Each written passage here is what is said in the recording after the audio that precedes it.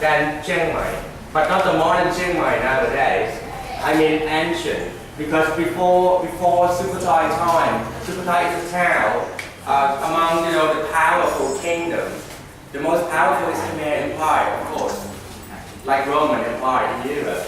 And the other one is the North people. They call the Thai people. The Thai people is now dispersed in the low part of Laos, the northern part. Oh, sorry, the northern part of China. Northern part of Burma and Laos, and also the north of Vietnam, and until Assam in India, we have these Thai people groups gathering, including this northern part of Thailand. They are now, I think, more than 1,000 years old. Considering they call Chiang San. I think some of you who will take boat from Chiang Rai to Luang Prabang, one day trip boat, I went for probably.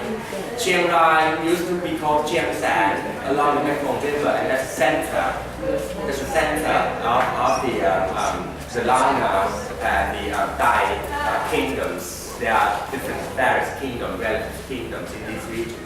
The city of Chiang San in Chiang Rai now is submerged under the Mekong River. But during the drought season, they saw these things popping up like the head of the Buddha and some ancient sites now. So I think the Thai government just trying to send archaeologists recently to do a more proper excavation, but they don't know what to do because it's right now in the Mekong River, the whole town. And for this one, Vieng Kum Kam, I think for how many decades, I don't know, until more than 10 years ago, about 10 to 20 years ago, that the archaeologists, they do this excavation because they know that there was a town here before Chiang Mai, but it was submerged.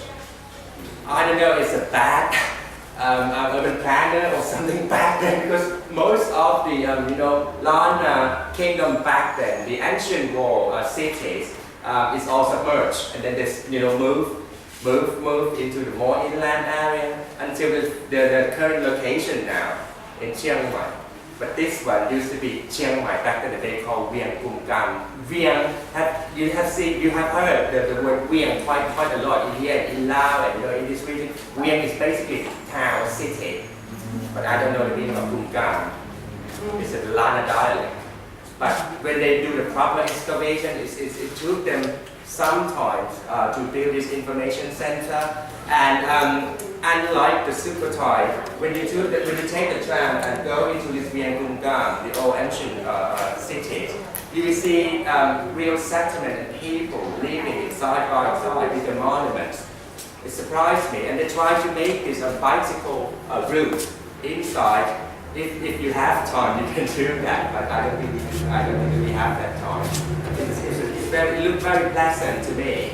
And now, I mean, 10 years ago, when I arrived in Chiang Mai, I wouldn't want to come to Vieng Kum Kam. It's just something like a neglected ancient site, like somewhere far in Sukhothai. But right now, it's a proper information center.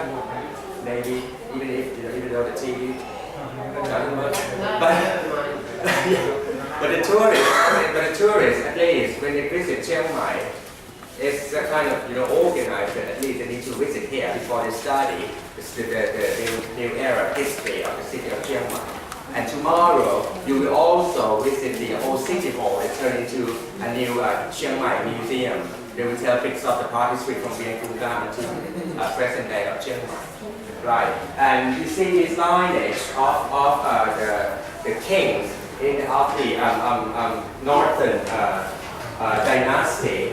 At some point, I think it didn't show here, but at some point, the king from the northern region joined hands with the kings of the Sukhothai region, political marriage and thing, and they helped the king of Sukhothai conquer the Khmer Empire power on the Sukhothai region. That's how the story begins. Sukhothai starts because the power of the Chiang San helped with the Sukhothai, and they conquer over the Khmer Empire over the region. And that's just a brief history that I've got, try to link the region all together. Then forward to the next